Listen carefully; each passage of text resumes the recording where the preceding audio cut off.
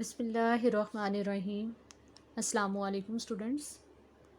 I'm your physics teacher from Asas National School. This is our lecture number 23rd, chapter number 2, kinematics, topic equations of motion. Equations of motion by graphical method.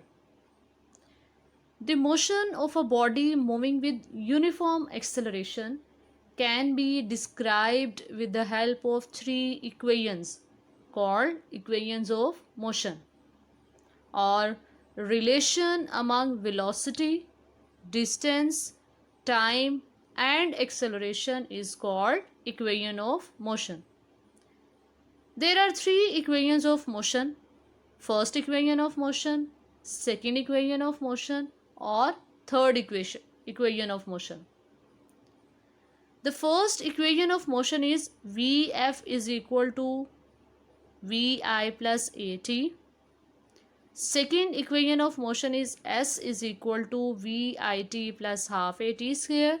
And third equation of motion is 2As is equal to Vf square minus Vi square. First equation of motion we have done in previous lecture, and today I am going to explain you second equation of motion.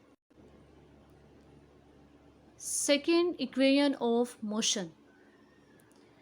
The expression of second equation of motion is S is equal to Vit plus half At square.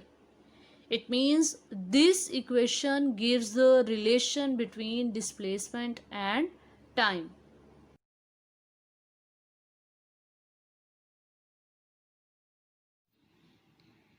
Second equation of motion. In speed-time graph, the total distance s traveled by the body is equal to the total area OABD under the graph. अब student हमारे पास जो relation है second equation of motion का वो क्या है, s is equal to Vit plus half At square. It means ये relation हमारे पास डिस्टेंस और टाइम के दरमियान है. ठीक है, this equation gives the relation between distance and time. अब अगर हमने डिस्टेंस कैलकुलेट करना है फ्रॉम द ग्राफ, तो स्टूडेंट हमने स्पीड टाइम ग्राफ का जो थर्ड केस पढ़ा था, distance travelled by the moving object, उसमें क्या देखा था हमने कि अगर हमने ग्राफ के थ्रू डिस्टेंस कैलकुलेट करना है तो हमारे पास जो अंडर द ग्राफ ये जो एरिया है, ठीक है, इस एरिया से जो हमारे पास ज्योमेट्रिकल शेप्स आएंगी, उन ज्योमेट्रिकल शेप्स का एरिया का फॉर्मूला अप्लाई करके हम क्या फाइंड कर सकते हैं, ऑब्जेक्ट का डिस्टेंस.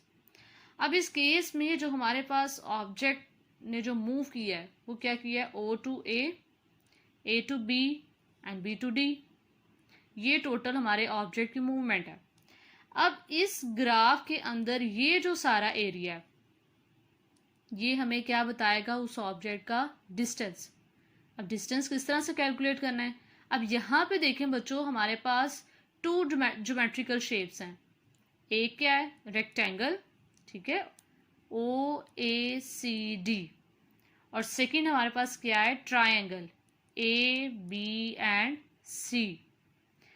अब हमने अगर एरिया टोटल डिस्टेंस कैलकुलेट करना है, ठीक है, टोटल डिस्टेंस कैलकुलेट करना है from O to A to B and B to D, तो हम क्या करेंगे, total distance is denoted by S. So S is equal to area of rectangle OACD plus area of triangle AB and C. अब यहां पे देखिए बच्चों, total distance S is equal to area of rectangle OACD plus area of triangle ABC. It means सबसे पहले हम area of triangle find करेंगे, उसके बाद हम क्या फाइंड करेंगे, एरिया ऑफ सबसे पहले एरिया ऑफ रेक्टेंगल, उसके बाद क्या फाइंड करेंगे, एरिया ऑफ ट्रायंगल. फिर इन दोनों का जब हम सम करेंगे तो जो टोटल एरिया हमारे पास आएगा वो हमारे ऑब्जेक्ट का क्या होगा, टोटल डिस्टेंस. अब सबसे पहले बच्चे फाइंड करते हैं एरिया ऑफ रेक्टेंगल। हमें पता है एरिया ऑफ रेक्टेंगल किसके इक्वल है, O A C D. Area of rectangle is equal to O A C D and the formula of area of rectangle is length multiply width. क्या formula बच्चों, length multiply width. अब graph में देखिए हमारे पास area of rectangle ये portion है O A C D. अब यहां पे लेंथ हमारे पास क्या है बच्चों, ओ ए। लेंथ क्या है बच्चों, ओ ए। और विड्थ क्या है हमारे पास, ओ डी। लेंथ क्या है, ओ ए, और विड्थ क्या है, ओ डी। अब ओ ए हमारे पास किसके इक्वल है, वी आई के। ओ ए किसके इक्वल है बच्चों, वी आई के। और ओ डी किसके इक्वल है, टी के। अब ये दोनों वैल्यूज पुट कर दें। फॉर्मूला क्या है, area of rectangle is equal to length multiply width. तो लेंथ क्या है, ओ ए, और विड्थ क्या है, ओ डी। तो वैल्यू पुट करें, ओ ए क्या है बच्चों, वी आई, और ओ डी क्या है, टी। तो यहाँ पे देखें यही यहाँ पे किया हुआ है। Area of rectangle O A C D is equal to O A which is length, O D which is width. अब ओ ए की वैल्यू पुट करें, O A is equal to V I, और O D किसके equal है, T के। ये हमने क्या फाइंड कर लिया, एरिया ऑफ रेक्टेंगल। अब नेक्स्ट हमने क्या फाइंड करना है, area of triangle. And area of triangle हमारे पास क्या है, A B C. Area of triangle क्या है बच्चों, ए बी सी। अब एरिया ऑफ ट्राइंगल का फॉर्मूला क्या है, the formula of area of triangle is half into base multiply height. क्या फॉर्मूला बच्चों, half into base multiply height. अब इस ट्राइंगल में देखें बच्चों, बेस क्या है हमारे पास, A C which is equal to O D. क्या है हमारे पास, ए सी, और हाइट क्या है हमारे पास, बी सी। फिर देखें बच्चों, बेस क्या है हमारे पास, A C which is equal to O D, क्योंकि ये दोनों लाइंस पैरेलल हैं। ठीक है, ओ डी अगर टी है तो फिर ए सी भी हमारे पास क्या है, टी। बेस हमारे पास क्या है, ए सी, और हाइट क्या है बच्चों, बी सी। अब वैल्यूज पुट करें, ए सी इक्वल टू टी और बी सी। अब बच्चे ये जो बी सी है ना, ये हमने बी सी की वैल्यू जब फर्स्ट इक्वेशन मैंने आपको पढ़ाई थी तो फर्स्ट इक्वेशन में बी सी की वैल्यू हमारे पास नहीं थी। ठीक है, तो हमने क्या किया था, टोटल लेंथ में से ये जो हाफ लेंथ थी जो हमें पता थी, हमने इसको माइनस किया था, तो हमारे पास बी सी की वैल्यू आ गई थी। और बी सी की वैल्यू हमारे पास क्या आई थी, ए टी। ठीक है, यानी फाइनल माइनस इनिशियल, ये जो बच्चे एक्सप्रेशन आया था हमारे पास, final minus initial is equal to A T. First equation में फाइनल माइनस इनिशियल, ठीक है, डिवाइडेड बाय टोटल टाइम किसके इक्वल होता है, एक्सेलरेशन के। तो हमने फिर इस एक्सेलरेशन, ये टी यहाँ पे डिवाइड हो रहा था, यहाँ मल्टीप्लाई किया, तो हमारे पास एक्सप्रेशन फर्स्ट इक्वेशन में आया था V F minus V I is equal to A T. ठीक है, तो फिर बी सी की वैल्यू हमारे पास क्या है, ए टी। ये हमने फर्स्ट इक्वेशन से कैलकुलेट की। अब ये बी सी की वैल्यू बच्चे यहाँ पे पुट करें, बी सी की वैल्यू क्या आ जाएगी, ए टी। तो हमने जो एरिया ऑफ ट्राइंगल फाइंड किया वो क्या है, half T multiply A T. Area of triangle भी फाइंड कर लिया, और एरिया ऑफ रेक्टेंगल भी फाइंड कर लिया, और एरिया ऑफ ट्राइंगल भी।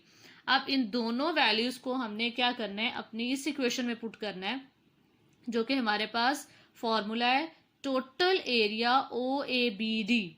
ठीक है, यानी ये जो टोटल हमारा एरिया था, O to A to B, B to D, ये अंदर सारा शेडेड एरिया हमारे पास क्या है, ऑब्जेक्ट का डिस्टेंस। ठीक है, तो वो किसके इक्वल है, area of rectangle O A C D plus area of triangle A B C.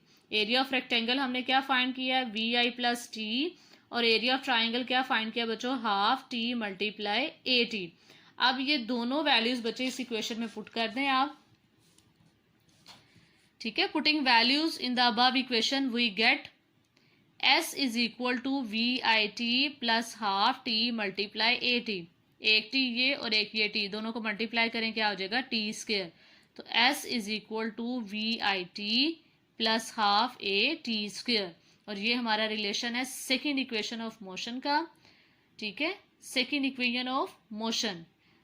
And Second equation of motion is the relation between distance and time.